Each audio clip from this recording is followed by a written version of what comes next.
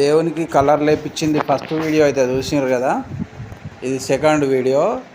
శివరాత్రికి ముందు అంటే 3 రోజుల ముందు బోనం పోస్తారు ఒగ్గతను. అంటే 3 ఇయర్స్కి ఒకసారేమో పట్నాలు ఎత్తాడు, 2 ఇయర్స్ బోనాలు పోస్తారు. ఈ కలర్లు అయిపోయినాయి కాబట్టి దేవునికి పండుగ చేయాలంటే సరే బోనం పోద్దామని ఒగ్గతను అన్నాడు. బోనాలు పోసినాం ఆ రోజు. చూడండి, మామిడాకులు కట్టి అందరం చాలా వరకు ఈ లైన్లో అందరం వచ్చేసినాం. ఆ రోజు చాలా సంతోషం అనిపించింది. బోనం పోసినాం. అండ్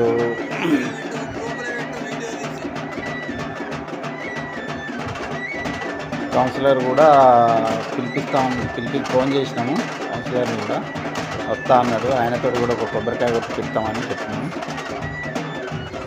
మా లైన్లో అందరూ పాల్గొన్నారు.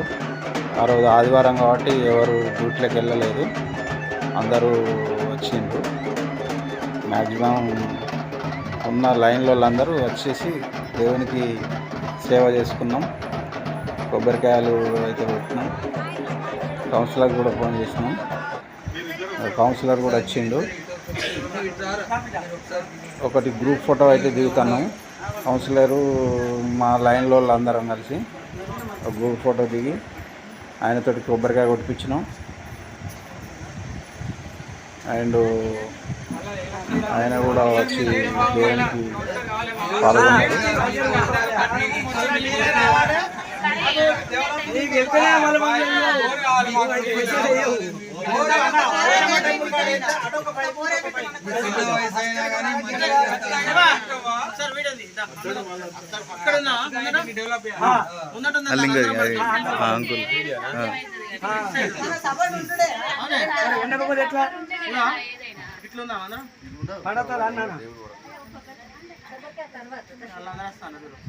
అందరంటే బయటకు పోయి దిగాలి.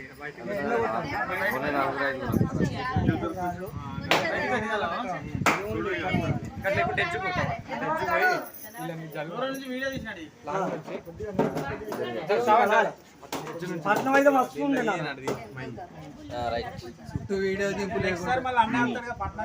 ఒకసారి అటు నుండి ఒకసారి ఇటు నుండి పెట్టుంది. వీడియో కట్ చేసిన మళ్ళీ. ఓకే, మంచిగా బోనాలు పూజించుకొని మంచి దీపాలు పెట్టుకొని మంచి పువ్వులు కట్టుకొని ఇట్లా ఉండి దించుకుంటే ఆహా ఏం కనబడుతుంది సార్. చేతులు అంటే గట్ల ఉంటుంది. చేతో మెల్లమెల్లగా కొన్ని ఇల్లు అవుతాయి, కొద్ది డెవలప్ అవుతుంది. ఒక్కడేసారి మనసులో ఉంటేనే దేవుడు ఉంటాడు.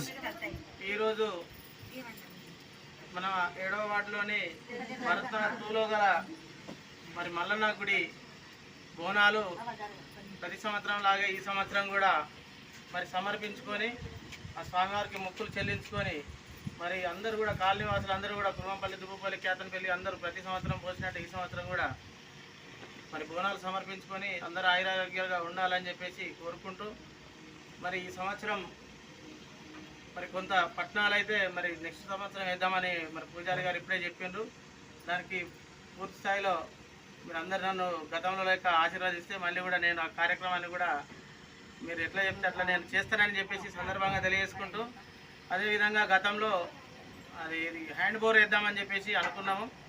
దేవుని కూడా మనం దండం పెట్టుకొని చెప్పడం జరిగింది. అప్పుడు బోర్లు ప్రభుత్వం శాంక్షన్ ఇవ్వలేదు. ఈ సంవత్సరం ఎట్టి పరిస్థితులైనా కానీ మనం దాన్ని పర్మిషన్ తీసుకొని అది పోచమ్మ తల్లి దగ్గర ఉన్న ఇక్కడ ఎక్కడో చోట మరి పెద్ద మనుషులు నిర్ణయించిన కాడ బోరు కూడా నేను వేస్తానని సందర్భంగా తెలియజేసుకుంటూ ఈ అవకాశం ఇచ్చిన అందరికీ కూడా ధన్యవాదాలు.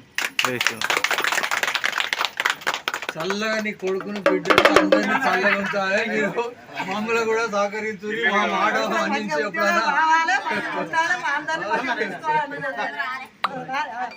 మీరు సుఖ సంతోషాలతో ఉంటేనే మాకు కూడా బాగుంటుందని